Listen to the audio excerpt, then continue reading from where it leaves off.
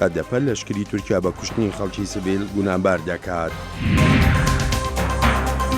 لە ئۆپەراسیۆنی ئازادکردنی ناوچەکانی دەوروبەری کۆبانی بەرەو پێشچوون بەدەستهاتوون. لە سەرانسەری جیهاندا ڕۆژی لەدایکبوونی حەزرەتی عیسا پیرۆز دەکرێت.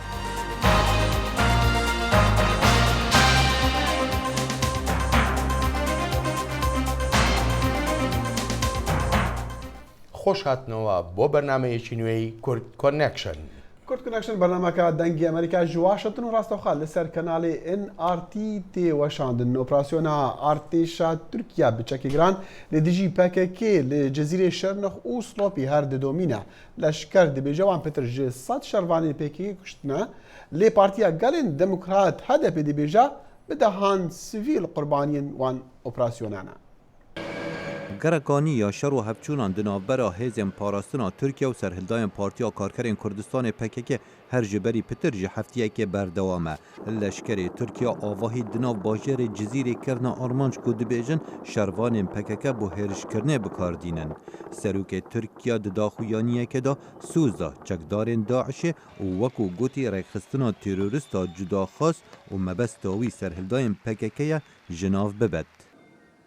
Irak'ta, Suriye'de ما پێدوی بە داوینانە داعش لە عێراق و سووریە هەیە و لە هەمان دەمدا ما پێدوی بە ژناوبرنا ڕێخستنا جوداخوازا تێرۆریست هەیە.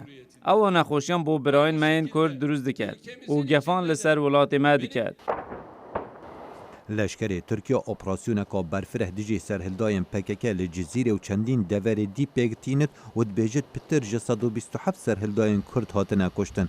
Li demê hevserokê Partiya Demokrata Gelan HDP ya Tagira Kurdan Salaheddîn Demirtaş dibêjitin leşkerê Tirkiye bi kêmî ve 23 medeniyet kuştîn û rixneka tund li hikûmeta Tirkiye girt ku li şîna danûstandinan di gelgelê xwe biket tank û topat hinêret. kahramanlık bu mudur yani kahramanlık tankla topla ئەرێڤە قارەمانیە قارەمانی هێرشکردنە سەر جزیرێ و شەرنەخێ و سوورێ ڕەوشە باشوورێ ڕۆژهەلاتی تورکیا زۆر خراپترەش ڕۆژ ئاوایە وڵاتی و لڤێرێ ئەس بەحسێ گوهەرینە هەستێ خەلکی دیگەم کو جihê tirسەیە. Hevdem digel germiya şerî hevçûnên siyasî di navbera HDP û hikûmeta Tirkiye berdewamin. Salaheddîn Demirtaş seredana xwe bû Rûsya bû rixnegirtina hikûmeta Enqere bikarînan ku li gor rojnama Hurriyet Daily News Serokwezîrê Tirkiye Ahmed Daûtoğlu Demirtaş bi xıyanetê gunehbar kir li ser daxuyaniyên wî dijî hikûmeta Enqere ew arîşe digel Moskû heyin. Xalid Fettah, Dengê Amerîka. ئەرێ حکومەتە ئەمریکا چ دکە ji بۆ پاراستنا کێمانیên olî li Iraqê û li Sûriya û rawestandina pêlawan ya penaberiyê ji encamê rastiya ku ew pitir ji her pêkhatekî dî dibin armanca hêrîşên İslamiyên radîkal. Kurd Connection qesta Wezareta Derve ya Amerîkî kir ji bo hevpeyvînê digel şîretvanê taybetê pirsîn kêmaniyên olî lê Rojhilata Navîn Nak Times. Bitir ji her pêkhatekê dî kêmaniyên olî lê Rojhilata Navîn bilezin rû bikin penaberiyê li Ewropa ji ber ku ew pitir armanca karên milîtanên radîkalên İslamî ne. Em ji şîretvanê taybetê Wezareta Derve ya Amerîkî pirsîn ka çi tê kirin ji bo ragirtina vê pêla penaberiyê? My first goal is to help create or recreate the conditions ئارمانجا مەیە یەکەم ئەوە ڕەوشەکێ بەئافرینن یان ژ یا بەرێ vejînin da ku kêmaniyên olî bi silametî lê cihê xwe bimînin. Em hewl didin ew şert û mercên jiyanê hebin ta ku civakên êzîdî, kiristiyan, şebek û mendayî hest bikin ku wan pêşeroj li Bi texmîna netewên girtî ji sala 2014 were nêzîkî 14 milyon kes ji warên xwe reviyane. 6 milyon ji şerên Iraq û Sûriya. Li sala 2015 bi tinê pitir ji milyonekê rûkirina welatên Ewropî. Gelo ji bo afirandina wan şert û mercên jiyanê ku efkar bi destê Wezareta Derve ya Amerîkî dixwaze pêk bîne çi bername hene ji bo haydarkirina tev layenan li ser pêtiviya hebûn û mana van kêmaniyan. very much coordinate with the United Nations. ئەو بهتر بە هەفکاریە لەگەل نەتەوەیەن یەگرتیە. بەری مەهەکێ مەسەردانا کامپێ لە لوبنان کرد دا ئەمرەو شەوان کێمانیەن عێراق و سووری ببینن بە بەشتەربوونا دیپلۆماتێن ئەمریکی و نونەرین برێخستنên ناونەتەوی ji bo naskirina zehmetî û astengiyên li pêşwan.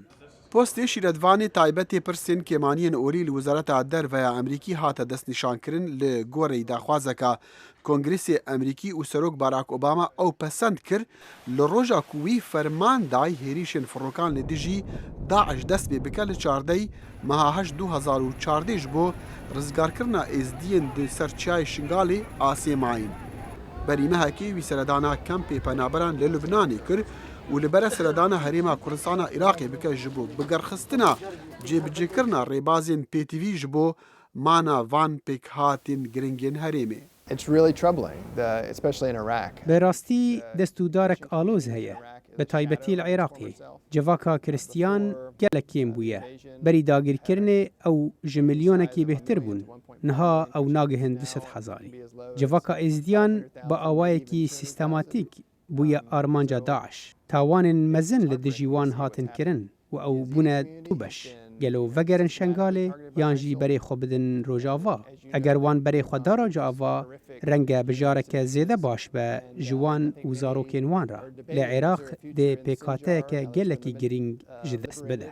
Berî heftiyekê xanimeke êzdiya ji destê Daeş rizgar bûy, digel Wezîrê Derve Can Kerî û şîretvana parastina niştîmanî Susan Rice kom bû. Nadia Murad heman daxwazên wê ji civata tenahiya netewênê girtî kirîn ji bo parastin û alîkariya êzdiyan û cizakirina berpirsên tawanên Daeş gihandine wan du mezinekar bi destên Emerîkî. Lêgelo bersiva wan ji daxwazên wê qurbaniyê re çi bû? The concerns of the Yazidis in Iraq are something that are very much the top of my list. Xem û derdê êzidiyan di serê ecendeya me de ye. Em hezra riyên karîgertir dikin ji bo bicîanîna pêdiviyên wan li Bakurê Iraqê û piştî rizgarkirina Şengalê em lê gel hikûmetên xwecihî kar dikin ku ew gorên bi komelê hatine dîtin biparêzin û belgeyan kom bikin bi hêviya ku rojên bê berpirsên wan tawanan bigihin cezayê xwe. Di heman demê de em daxwazê ji civakên herêmê dikin bi awakî aştiyane serederiyê bi hev re bikin da qurban nebin tawanbar. Galoçima Wezareta Derveya Emerîkî weka navendên dî tawanên Daeş li dijî êzdiyan bi genocide nav nake? The genocide labeling is a legal determination. Bi navkirina genocide çarçoveyeke qanûnî ye. Loma ez rasterast li ser wê tiştekî nabêjim. Lê eger ew bi genocide bê naskirin yan na, hikûmeta Emerîkî karekî hêja û balkêş dike ji bo rêgirtina li genocideke din di demên bê de li Iraqê. Leşkerên me li gel hevpeymanan bi awakî karîger li dijî Daeş şer dikin da ku piştrast bin tawaneke din encam nede. Naktems şîretvanê taybetê pirsên kêmaniyên olî di Wezareta Derveya Emerîkî da gote Kurd Connection, hikûmeta wî karî dike heta ku peywendiya van kêmaniyên olî bi erdê wan ve nehête birîn. Bi rêka parastina cihên wan yên pîroz û peristgehên wan ku Daeş kirine armanca xwe. لە کاتێکدا ڕۆژهەڵاتی ناوەڕاست لە ناو کۆمەڵی قەیراندا دەکڵێت ڕۆڵ و کاریگەری وڵاتانی ناوچەکە و بە تایبەتیش تورکیا چین. یحیا بەرزنجی ئەم راپۆرتەی ئامادە کردووە. بەهۆی شەری داعش لە عێراق و سووریا و ئەو ئاڵۆزیەی ڕەشەبای شار لەگەڵ خۆی داهێناوێتی وڵاتە زلهێز و ناوچەیەکان کەوتونەتە نێو هاوکێشەی سیاسی ناوچەکەوە. شارەزا لە بواری تورکیا قلیچ قەنات وای بۆ دەچێت تورکیا لە نێو ئەو ململانیانە ناخوازێت تەماشاکەر بێت. بەردەوام سیاست دەرەوەی تورکیا جێگیر بووە تا ڕادەیەک دەرحەق بە خۆرهەڵاتی ناوەڕاست زیاتر بەرژەوەندی ئابووری وڵات ئامانجی ئەو سیاسەتە بووە و لەگەڵیش داهێنانە ئاڕای ئاشتی و بەرقەراری ناوچەکە. بەڵام لە وەختی شەڕی عێراق و ئەمریکا و دواتر بەهاری عەرەبی بە تایبەتی ئەو شەڕی لە سووریا کەوتوەتەوە وای کرد تورکیاش سیاسەتی خۆی بگۆڕێت. ئاڵۆزەکانی شەڕی داعش کە بە دوای خۆی داهێناوێتی تا دێوێنەی ئایندەی عێراق و سووریا ناڕوونەکات. پێش بڕکەی ئەو وڵاتانەش دەستی پێکردووە. دەیانەوێت دەستیان لە هەر ئەگەری گۆڕانکاریەکدا هەبێ. تورکیا ڕۆڵی چی دەبێت؟ لەلایەک لەگەڵ رووسیا لە کێشەدایە و لەلایەکی تر ئەو شەڕ و پێکدادانانەی لە شارە کوردیەکان دروست بووە. بە بەشداری سەربازی مۆسکۆ لە سووریا هاوسەنگی هێز کەوتۆتە لای ئاڕاستەی رووسیا لە کاتێکدا تورکیا دوای ئەوان بەشداری ئەو شەڕی کرد. بۆ ئەو زۆر قورس بوو بتوانێت پشتگیری ئەو گروپانە بکات کە لە تورکیاوان نزیک بوون کە لە ڕابردوودا دەیتوانی. بە تایبەتی دوای کەوتنە خواروەی فڕۆکە رووسیەکە بردومانی ئەو گروپە تورکمانانە زیادی کردووە لەلایەن رووسیاوە کە لەلایەن تورکیاوە پشتگیری دەکران. هەرەوەش وای کرد کە تورکیا بیر لە پلانی کە بکاتەوە. جگە لەوەش گرفتی کوردیشەیە کە چۆتە نێو ململانی نێوان مۆسکۆ و ئەنقەرەوە. ئەو کێشەیە کورد لە باکوور هەیەی هێشتا بە ئاکام نەگەیشتووە. بەلای شارەزای پەیوەندەکانی رووسیا و تورکیا جێفمانکوف وڵاتانی زلهێزیش ئەم ململانەیە بەکاردێنن. ئەمە لە کاتێکدایە شەڕی کوردی تورکیا و هێزە ئەمنیەکانی ئەو وڵاتە لە بەرەو پێشچوون و ئاڵۆزیدایە. با بگەڕێنەوە بۆ ڕابردوو کە پەیوەندێک لە نێوان مۆسکۆ و کوردەکاندا بە تایبەتی پەکەکە وەک پارتیشی مارکسی کە لە هەشتاکاندا دامەزرا هەبوو. بەڵام لە ساڵی 1990دا کە پەیوەندی تورکیا و رووسیا بەرەو پێشەوە چوو ئەو پەیوەندی نێوان پەکەکە و مۆسکۆ نەما. ئێستاکە پەیوەندی تورکیا و مۆسکۆ تێکچووە. یەکێک لە کارتەکان کە بەدەستی رووسیاوەی لە دژی تورکیایە کوردەکانە، نەک بە تەنها کۆمەکی YPG بەڵکو کۆمەکی پەکەکەش دەکات. تورکیا لەو ململانیە ناوچەیەی بەڕێوەیە کەوتوتە نێوان بەدەستهێنانی بەرژەوەندی سیاسی و چارەنووسی کێشەی سیاسی بە ملیۆنان کوردی ئەو وڵاتە. یحیا بەرزنجی دەنگی ئەمریکا.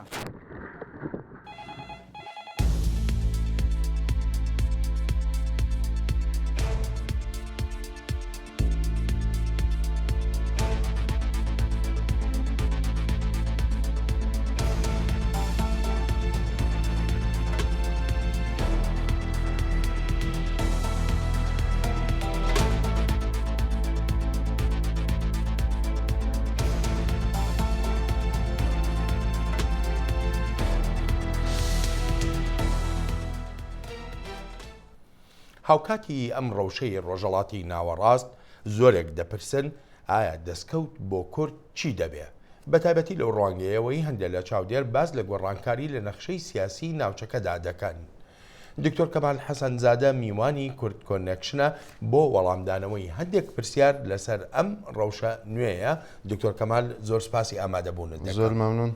لەگەڵ ئەم ڕۆژەنەیەی ڕۆژەڵاتی ناوەڕاستدا کورد دەستکەوتی دەبێ یان نا؟ بێشک کورد یەکێک لە گرنگترین لایەنەکانەدا و کێشەی کە لە ناوەڕاستی ڕۆژهەڵاتدا ڕوودەدا و بێگومان ئەو جوڵانەوە سەربازی سیاسی کە دە ئارادایە دەتوانێت بۆ هەڵوەشانەوەی پەیماننامەی سایکس-پیکۆ بچێتە پێشێ و کوردیش دەتوانێت ئەو هەلەی بقۆزێتەوە بگات بۆ ئاواتە لە مێژینەی کە بەرزکردنەوەی ئاڵای کوردستانە لە سازمانی نەتەوەیی گرتووەکان.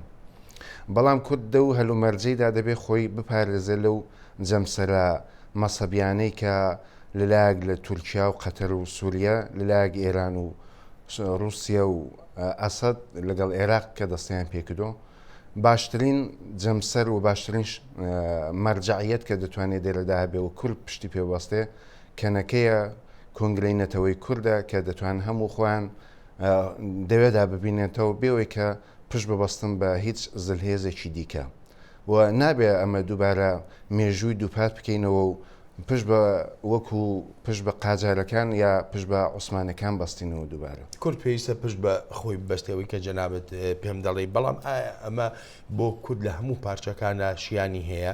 بۆ نمونە لە ڕۆژەڵاتی کوردستاندا کوردستانی ئێران گلەیی لە لایەنە سیاسیەکان دەکرێت کە بەپێی هەلومەرجەکە نەیانتوانیوە لەگەڵ ڕووداوەکاندا هەنگاو بنێن. ئەمەیان چۆن لێک دەدەیتەوە دکتۆر؟ بەداخەوە ئەو جوابە دەتوانێت ئەو پرسیارە دەتوانێت چەند جوابی جۆراوجۆڵی هەبێ کە یەکێک لەوان ڕژیمی کۆماری ئیسلامی بەتایبەت دوای ڕوخانی ڕژیمی سەدام زۆر تێکۆشاکە و لایەنە سیاسیانەی ڕۆژهەڵاتی کوردستان بێدەنگکە و تا ڕادەیەکی زۆری سەرکەوتوو بوو.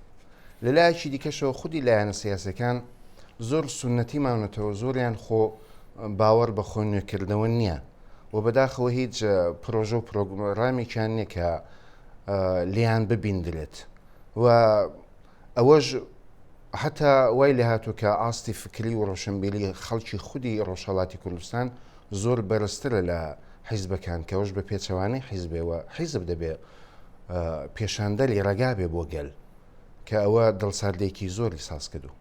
ئەم دڵساردیە ئەلبەتە وەکو وایە کە بگوترێ حیزبەکان بە تایبەتی لە ڕۆژهەڵاتی کوردستانیە ناتوانن ڕای گشتی بجوڵێنن. ئەگەر بیانێ شتێکی لەو بابەتە بکەن ڕای گشتی کوردی لە ڕۆژهەڵاتدا بجوڵێنن، ناکۆچیەکانی نێوان خۆیان چۆن ڕێگەیان دەدا؟ هەروەکی باسم کرد ئەو یەکتر قبول نەکردنە و ئەو نەبوونی پرۆژە و بەرنمەیەکە ئەو لایەنە سیاسێنەی ڕۆژهەڵاتی کوردستان هانە نیانە یعنی هیچ شتێکیان نییە کە تەنانەت حتا یەکتریش قبول ناکەن و ئەو یەکتر قبول نەکردنە بەڕاستی زۆر دەرفەتی باشی لە قیزمە داوە لە دەستی گەلی کوردستان بە تایبەت ڕۆژهەڵاتی کوردستان داوە ئەو یەکتر قبول نەکردنەش زۆرتر دەگەڕێتەوە سەر ئەو فکرە فێودالیستی کە میلەتی کورد هەیەی و ئێستا ئەوان لێ نەچوونەتە دەر و دێرەدا باشترین ڕێگا دووبارە ئەوەیە کە بە یەکدەست بێنە مەیدان دەنا ئەو یەکتر قبول نەکردە لەسەرەوەی نییە کە خلافی فکریان هەبێ ئەساسدا پێکەوە خلافی فکریان هەبێ بەداخەوە زۆرتر لەسەرەوەی کە دانێ هەمویان ببنە چۆخە و ئەوەش ناکرێت ئەوەش ناکرێت دکتۆر هەندێک لە چاودێر ئاماژە بۆ دەکەن دەڵێ بۆیە لایەنە سیاسەکانی ڕۆژهەڵاتی کوردستانی لەگەڵ ڕەوشەکەدا نەیانتوانیوە هەنگاو بنێن چونکە هێشتا ئەم ڕێکخراوە تێرۆریستی دەوڵەتی ئیسلامی نەبووتە هەڕەشەیەکی ڕەشد هەڕەشەیەکی جددی لەسەر ڕۆژهەڵات کاریگەری دەوڵەتی ئیسلامی ڕێکخراوەکەی ئەبوو بەکر بەغدادی چییە لەسەر کوردی ڕۆژهەڵات بەڵێ بێشک ئەو گروپە تێرۆریستی رادیکاڵە کە ئەلا مدەتێکە هاتوۆتە ئاراوە ئێمە وەکو خەڵکی ڕۆژهەڵاتی کوردستان ئەلبەتە پتر لە 37 ساڵە جۆرەی دیکەی داعیشیشمان تەجربە کردو و بێشک ئەگەر هەڵبژاردنێکی زۆر ئازاد بکرێت لە کوردستانی ڕۆژهەڵات هەرگیز ئەو جۆرە فکرە دژە ئینسانیانە ناتوانن ببنەوە دەسەڵات بگرن و ئەو گروپە تێرۆریستی داعیشیش هیچ نەیتوانی و ناشتوانێت کاریگەری هەبێت لەسەر ڕۆژهەڵاتی کوردستان چون بەداخەوە خۆراکی ئەو گروپە تۆریلیستانە جەهالەت و نەزانینی خەڵکە ئەمە جا خۆشبەختانە هەبێت بەختانە بەهۆی لە مسکردنی حکوومەتێکی وەک داعیش کە لەگەڵمە هەستا و دانیشتۆ ئەڵبەتە نەک لەگەڵمە بەتایبەت لەگەڵ تەواوی گەلەکانی دیکەی ئێرانیش هەر بۆ جۆرەی هەستا و دانیشتۆ ئەمە لە مێژە پێمان بەوەی بردووە کە ئەو دەتوانێت چهلەیەکی ڕەش و ناحەزی هەبێ ئێمە ئێستا خۆمان بە دەورانێک ڕۆنسانسدا هەست پێ دەکەین بە تایبەت دەزانین کە شەریعەت کە دەتوانێت لە دوو بەشی ئەحکام و عیبادەت ساز بێ ئێمە بەو قۆناغی گەیشتوین کەش عیبادەت بۆ هەر کەسێکی دەتوانێت ئازاد بێ هەر کەس بە هەر چۆنیش پێ خۆشە عیبادەت بکە ئەمما دەبێ بەشی ئەحکام لە بەشی حکوومەت بستێنێتەوە. دکتۆر کەمال پرسیارم زۆر ماون بەڵام کاتی بەرنمەکە هەرەوەندە مەودام دەدا هیوادارم دەرفەتێکی تر بتوانین گفتوگۆی زیاتر و توێژی زیاتر بکەین زۆر سپاسە دەکەم بۆ ئامادە بوون زۆر مەمنون و تەشەکر لە وەختان مەمنونم. دکتۆر کەمال حەسەن زادە میوانی کورد کۆنێکشن بوو. ماوەیەک لەمەوبەر راپۆرتە هەواڵیەکان باسییان لە کارداریکردن دەکردەوە لە هەرێمی کوردستانی عراق لەگەڵ تێرۆریستانی دەوڵەتی ئیسلامیدا و ئاماژەش بە گوناهبارکردنی چەند کاردارێکیش کراوە. ژیار محەممەد پامنێری دەنگی ئەمریکا بە دوواداچوونی کردووە لەسەر ئەم دۆسەیە. لە ماوەی ڕابردوودا دەنگۆی بازرگانیکردن و مامەڵەکردن لەگەڵ چەکدارانی داعشدا لە هەرێمی کوردستان لەلایەن چەند پەرلەمانتارێکی هەرێمی کوردستانەوە بڵاوکرایەوە. بۆ ئەم مەبەستە سەرۆکایەتی هەرێمی کوردستان و حکوومەتی هەرێمی کوردستان و خودی پەرلەمانی کوردستان لیژنەی پێکهێنا بۆ بەدواداچوون لەسەر ڕاستی دروستی ئەم بابەتە.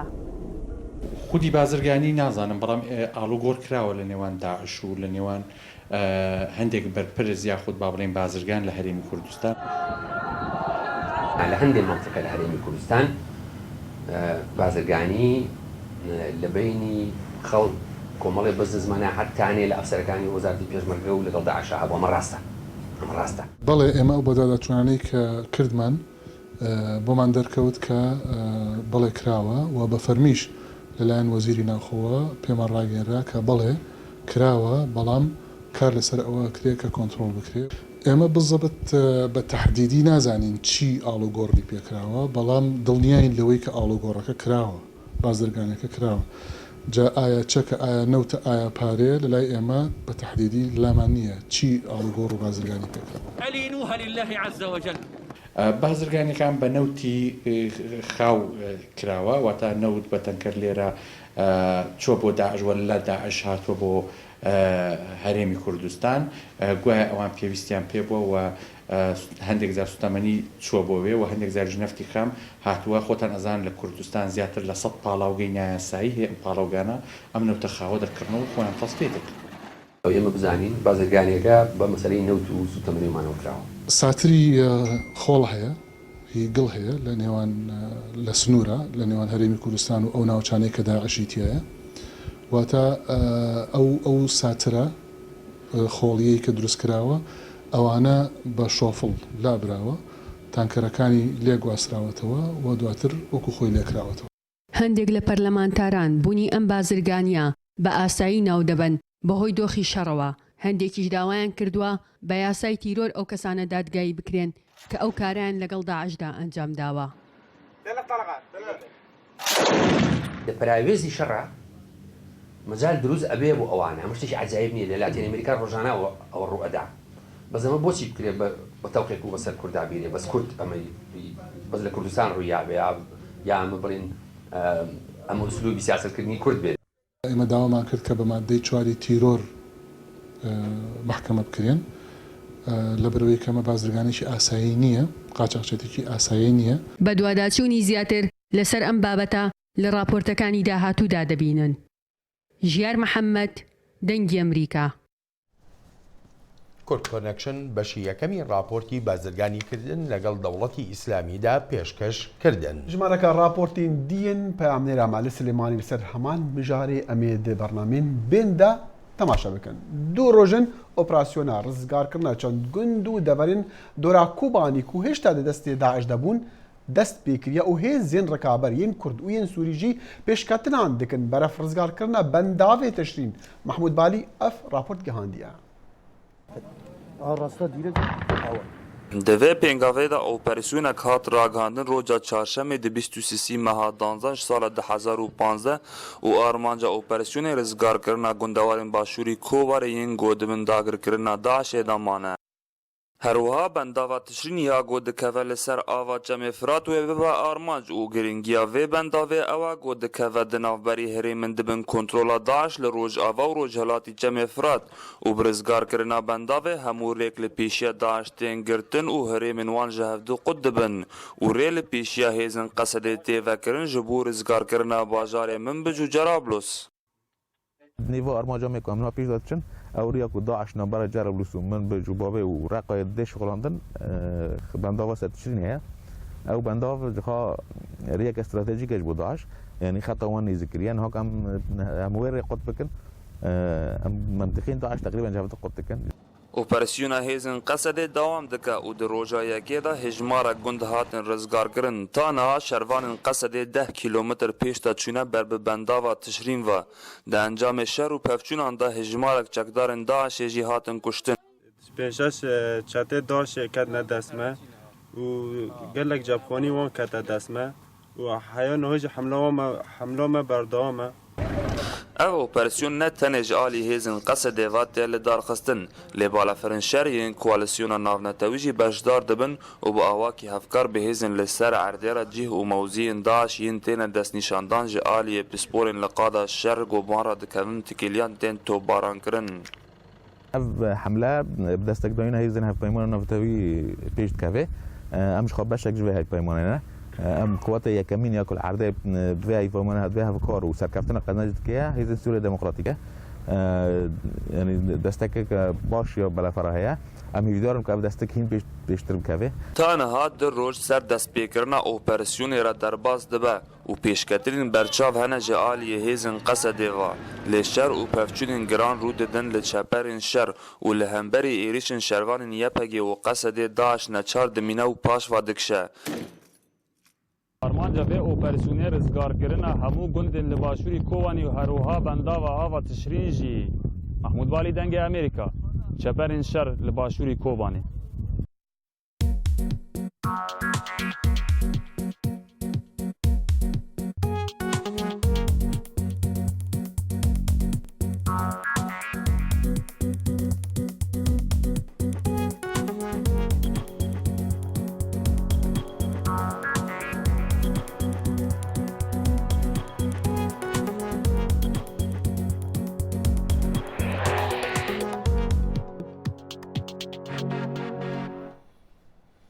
وها چاوەڕوان دەکرێت لە ساڵی ئایندەدا کۆشکی سپی میوانداری ڕێبەرانی وڵاتانی ئاسیا پەسفیک بکە هاوکاتی هەوڵەکانی ئەمریکا بۆ زیادکردنی هێز و کاریگەریەکانی خۆی لەو ناوچەیەدا. بەڵام وەک هێرۆزەنگەنە لەم راپۆرتەدا باسی دەکا ئەمەش بەبێ گرفت نابێت بۆ بەڕێبەرایەتیەکەی براک ئۆباما. سەرۆک باراک ئۆباما دەڵێت دەبێت ئەمریکا بە ئاسیا پاسیفیکەوە گرێ بدرێت.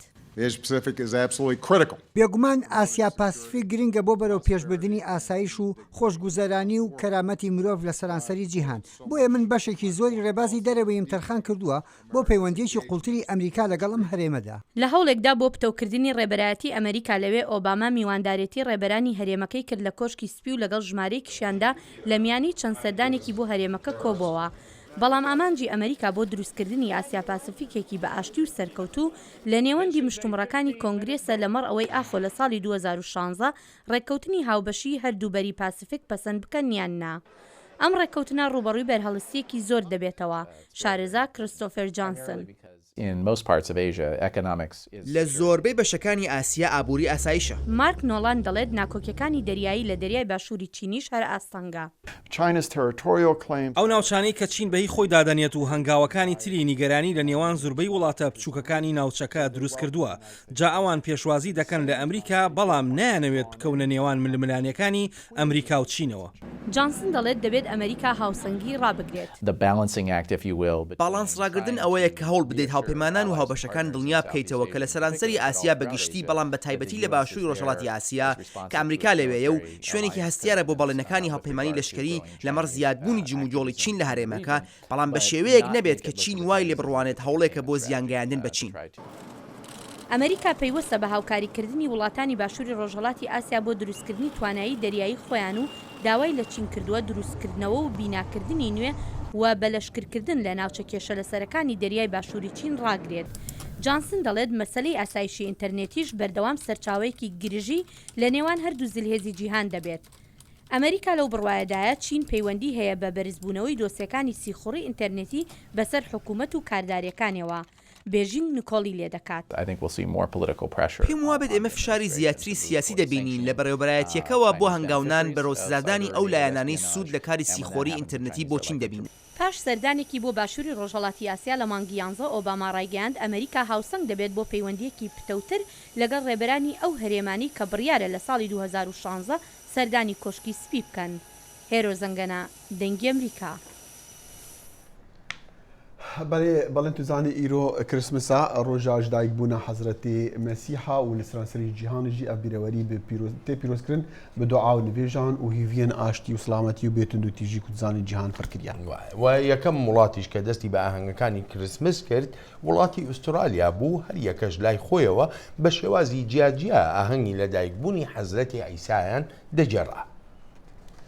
لە باژارێ بێتلەحەم جهێ پەیدابوونە حەزرەتی مەسیح ئۆلدار لە کەنیسەیان ڕێ و ڕسم بڕێڤەبرن و هیڤین ئاشتیە خواستن و ئەف ساڵ پتر بیرەوەری بێتون و تیژی هاتە بڕێڤەبرن. قەیرانە ئاسایشیەکان و شەڕەکانی دەوڵەتی ئیسلامیش ڕێگر نین لە ئاهەنگەکانی کریسمس. سووریا بنمونە. بەڵێ دزانی ژمارەکە مەزنیا کریسیانان لە چەند ڕەندەکن شامی دیژین لە سووریا. هەروەها دەخیل شتێکی گرنگ هەرچەندە ڕۆژی کریسمس دەکەوێتە سەرەتای وەرزی زستانەوە بەڵام لە زۆر شوێن وەکستانی فلۆریدا لە ئەمریکا خەڵک لەسەر دەریا یادی لە دایکبوونی حەزرەتی عیسا دەکەنەوە. بەڵێ دزانی لەگەلێک جیهێندی لە چینێ لە هندستان لەگەلێک جیهانجی بیرەوەرین کریسمسی تێنە گێڕان هەرچەندە کووبەڵات بەهرا بترژێ نامەسیحی نەلێ تێکردن وەکو چاوان لە هەرێما کوردستانە عێراقێژی تو دزانیش دوهیوەرە کەنیسەیان ڕێوەرسم تێنەکردن و جەژنە ژدایبوونە حەزرەتی ئیسا تێکردن. ئەفجا گەلی تەماشەوانن بهیڤیا ژیانە خۆش جەژن و سەرساڵێنوە پیرۆز بن. هەموو کاتێکتان شاد.